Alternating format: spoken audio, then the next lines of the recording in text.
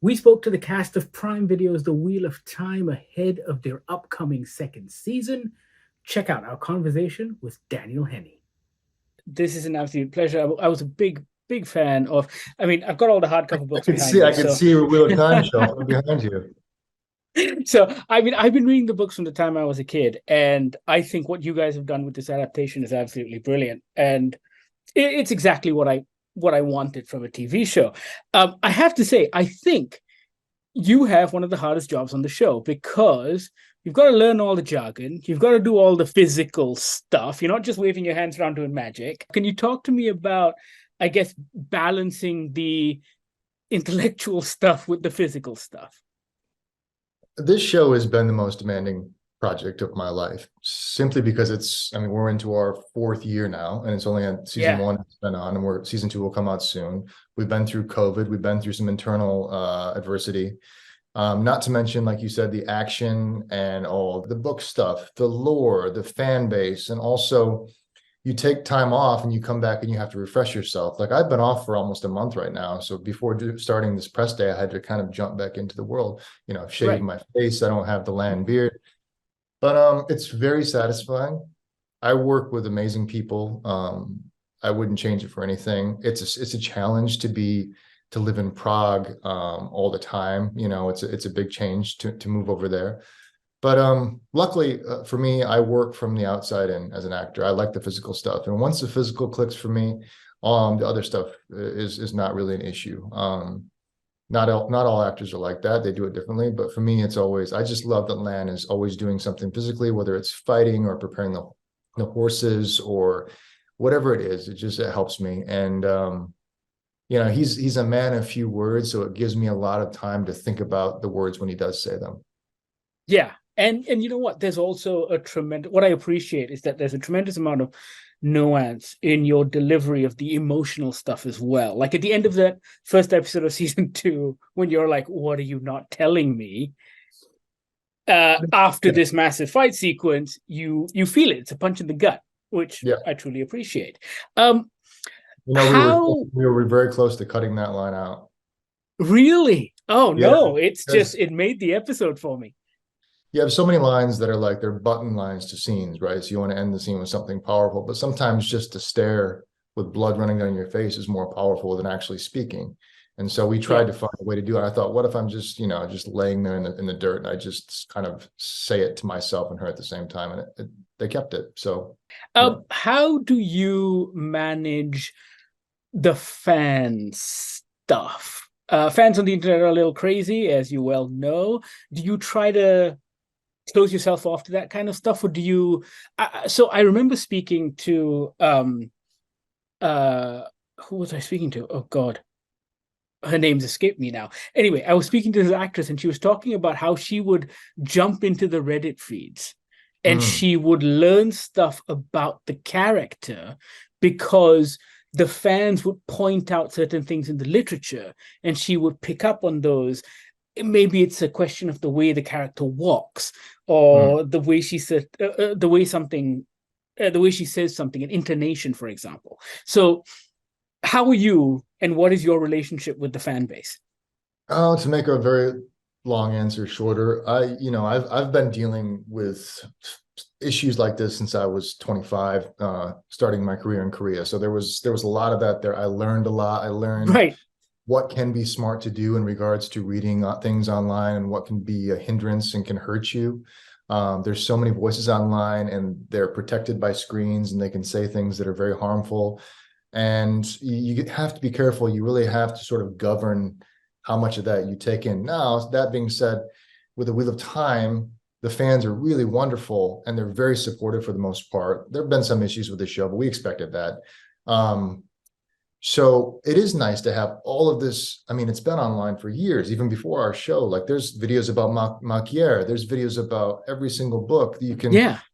and then there's videos about our show. So I'm cautious. I don't read comments ever. I stopped doing that a long time ago. I think that's helped. But you just can't be so precious with it. It's art at the end of the day. People are going to have their opinions. I can't force opinions on anyone. But we're happy with the show. We think season 2 is a really wonderful example of what the show can be. The pacing Right. is slower, it's a bit grittier, the characters breathe more, and we're excited for that. So I'm not sure if that answers your question, but I'm cautious. No, no, you do. And sorry, the name just I was speaking to Rebecca Ferguson, and she was talking Oh about yeah. Silo, and how she spent a lot of time on Reddit threads. And I'm like, that's just terrible for your mental health in general. But you know what I mean? Well, it's also tricky because with like characters in our show, I mean, Robert Jordan did such a beautiful job of writing them. If you try to be what he wrote, I mean, it's pretty tough, right? And our writers aren't always writing things that line up with the books necessarily. So you have to kind of go on your own journey, how much you're reading in the books, how much the scripts, you get too far along, you have expectations that you can't meet, or, things change. So you have to be careful. And also, there's so much in the books that are in characters' heads, which it's all but impossible to translate to screen. It becomes a very tedious effort when you start doing that. It's just characters spouting exposition, and you don't want that, right? Absolutely. Tell me this. You talked about some of the adversity and differences between season 1 and season 2. I'm assuming season 2 was an easier process. Pandemic aside, you guys have been renewed for season 3. Is everything bigger, easier, a lot more comfortable? Yeah, I mean, season 2 was an easier process, I believe, just sort of on an emotional level for everyone. There were some things that season 1 we had to deal with, and so that's why there's certain storylines that changed, and there were some issues with that. Season 2, like I said, is a more complete season. I think it started where we wanted, it's ending where we wanted to. Everything is intact, despite flying around the world during COVID. We had to charter Right. planes instead of flying commercial sometimes. I mean, everything was masked. It was tricky. I mean, my nose still doesn't have feelings to this day because of the nurses in the Czech Republic checking me for COVID twice a day. Overall, it feels more complete. Season 3 is the same. We're rolling right in, and everything seems to be right now. I'll tell you, admittedly, when I was watching season 1, I think the first 3 episodes kind of caught me a little off guard. And then episode 4 kicked in, and then I was all in. Yeah. As a fan of the books, because then I kind of figured out what Rafe was trying to do. And I'm like, okay, trust in the process. Yeah. He's got a plan, right? It's a lot. It's a lot of material. Yeah. How easy is it for you to get into all of the fantasy lingo and fantasy style of performing? It feels a lot more theatrical and maybe Shakespearean than regular drama. Or is that, am I on the right track? Yeah, I think it's easier for me because it is such a departure from how we speak normally, how we behave and move normally.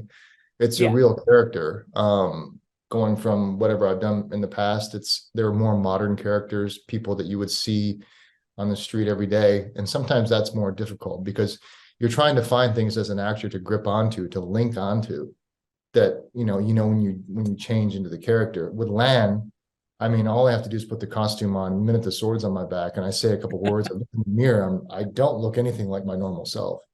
And of course, working a lot with Rosamund, who's very demanding in the best of ways. You have no choice but to bring your A game. So she is so great.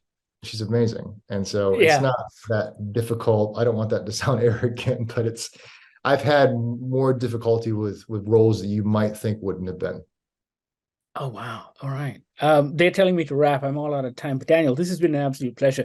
I'm such a big fan of the show. I'm so glad you've got season 3. Let me tell you, when you're watching something like this, you always live with the anxiety that it might get canceled. So I'm so happy that you've got more episodes. Right, we've got a little job security. That's always nice. Exactly. Cheers, man. Thank you so much.